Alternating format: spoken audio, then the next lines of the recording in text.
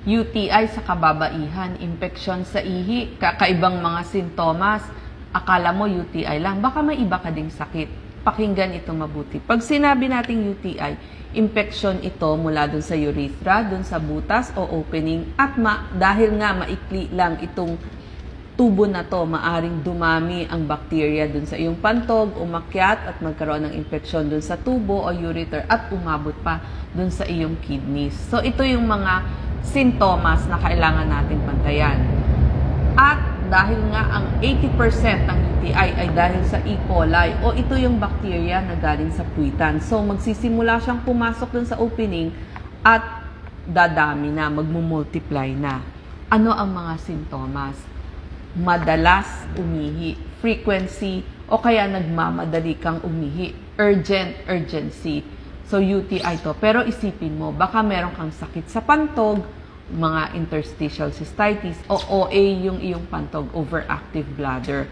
Number 2, masakit umihi, mahapdi, mainit, burning, painful, UTI yan, pero pwede din yung mga sexually transmitted na infection, katulad ng mga chlamydia, gonorrhea. Ang pagkakaiba lang, may mapapansin kayong nana o discharge dun sa inyong underwear. Pero ang bato o kidney stones, masakit din ang pag-ihi. Hindi mo nga alam kung tatayo ka o uupo ka. O kaya naman yung mga vaginitis, masakit din yon dun sa maselang bahagi. Kailangan mong pumunta sa OBGYN, nephrologist o doktor sa kidney or urologist. Ito din yung doktor sa kidney at pag-ihi. Number 3, malabo yung iyong ihi. Kasi kapag WBC bacteria nagsama, lumalabo yung iyong ihi. Pero ang iyong ihi pwede din pumula or kulay pink, UTI yon o bato. Sa bato, makikita mo, or ang ayaw natin, baka cancer pala. So kahit one time lang na napansin mo na umihi ka ng dugo, magkonsulta agad kasi ayaw natin ng cancer sa kidney. Masakit dun sa puson ng isang babae, UTI, pero baka naman may problema sa ovaryo, ovarian cyst, endometriosis, o yung infeksyon, pelvic inflammatory disease, maari din yon. Masakit dun sa iyong balakang, dito sa likod, UTI, bato sa bato, pero ang sakit sa kidney, mararamdaman nyo, masakit dun sa inyong likod. Meron din kasamang fever and chills, yung lagnat, nanginginig kayo, UTI yon, bato sa bato, o kaya sakit sa kidney, pwede din. Pag ganun po, punta agad tayo sa ating doktor kasi baka malala. Yung kaya ka nga nag-fever and chills na malala na yung iyong infection. Sa mga babae, kapag masakit magtalik, baka naman may pelvic inflammatory disease o kaya infection na sexually transmitted, infection sa puwerta, yung mga yeast infection. At kung minsan parang pagod ka, nahahapo ka, UTI yon, sakit sa kidney, renal failure, pwede din. So, tignan mo, punta tsaka pag cancer bukod dun sa hapo na mamayat, bantayan natin mabuti. Pero, meron ding iba talagang suka, parang hilo, kidney infection po yun. Or kaya appendicitis. So, nararamdaman, ang UTI medyo hawig sa appendicitis. Pero meron ding mga hindi karaniwang sintomas. Akala mo ibang sakit. Yun naman pala, UTI, nangyayari po ito sa ating mga seniors. Halimbawa, nag-iiba yung pag-iisip pag kinausap mo, parang confused, nagdedeliryo, na hindi mo maipaliwanag. Sa mga may edad na may UTI, nangyayari po ito. At number 2, hindi sila mapakali, balisa yung behavior nila. So, isipin mo baka nag-UTI, ipacheck po agad ang kanilang ihi. Bakit ba nag-UTI ang kababaihan? Una sa lahat, babae sila. Sabi ko nga, mas maikli yung tubo nila. So, malapit sa puwitan, E. coli pupunta. Simula sa puwit, pupunta dun sa ihian. Number 2, kapag sexually active, ito din yung nakikita nila. Kasi nga, yung E. coli na pumasok doon sa pagtatalik, dumadami. Usually, oras lang or 1 hanggang 2 araw, nag-multiply na yung bacteria na yon. Number 3, yung gumagamit ng diaphragm sa kanilang birth control, mas nag-UTI sila. O kaya yung mga dati nang nagka-UTI, uminom ng antibiotics, napatay yung normal na bacteria katulad ng mga lactobacillus at mas tumapang yung kanilang E. coli bacteria. Yung mga pregnant, nagkakaroon din ng UTI kasi nga hindi na sisimot yung ihi dun sa kanilang pantog kasi nahaharang ng ulo ng bata. So, kailangan mas umihi sila ng madalas.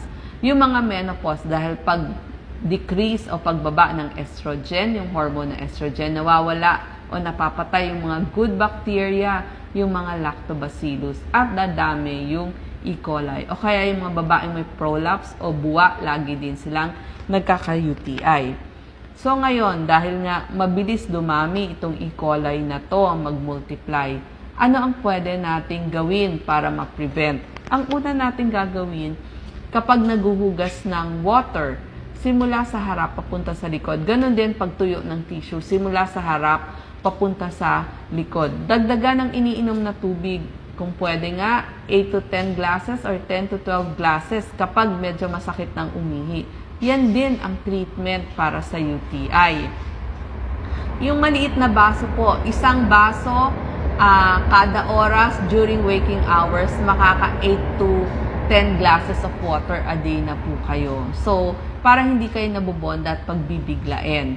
Tapos, umihi ng madalas, huwag magpipigil, kasi para hindi mag-multiply yung bacteria dun sa nakaipon na ihi. Umihi din tayo bago at pagkatapos ng talik para mailabas agad yung bacteria. Maghugas ng maselang bahagi ng katawan, pati ng kamay before and after ng pagtatalik para po hindi ma-introduce yung mga bad bacteria. Tapos po, mild soap lang ang gagamitin para maiwasan natin yung allergy. Kung ano po yung ginagamit natin sa katawan, yun din yung gamitin natin panghugas. Tsaka, ang pagsabon po, once or twice lang in a day. Huwag pong madalas kasi nagkukos din yun ng mga allergy o kaya ng mga pagkati doon sa maselang bahagi ng katawan. Gumamit po ng cotton at maluluwag na underwear para mas mahangin, hindi magkaroon ng pamumula doon sa maselang bahagi ng katawan.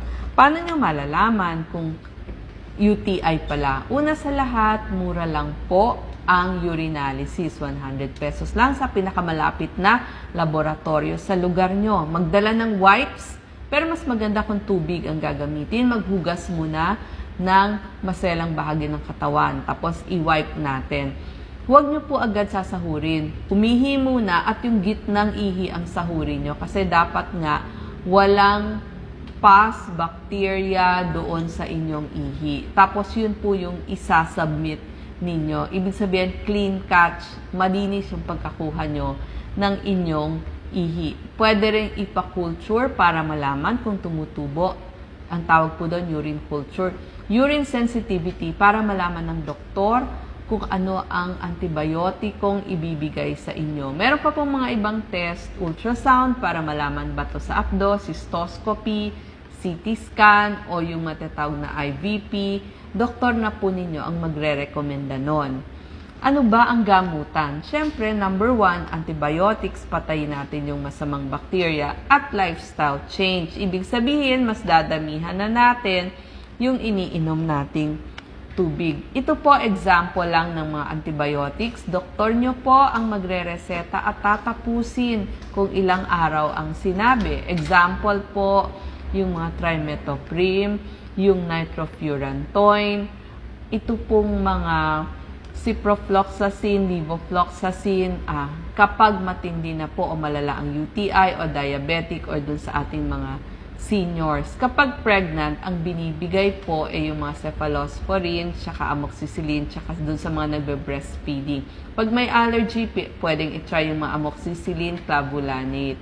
Inom po ng fluids, dagdag fluids, Huwag pong i-stop kapag nawala na yung sintomas. Kung ilang araw ang sinabi ng doktor, sundin natin. Bakit kailangan mo pumunta sa doktor? Para tama yung antibiotics na binigay sa iyo. At kapag hindi ka gumagaling, dun nga kinakailangan yung culture and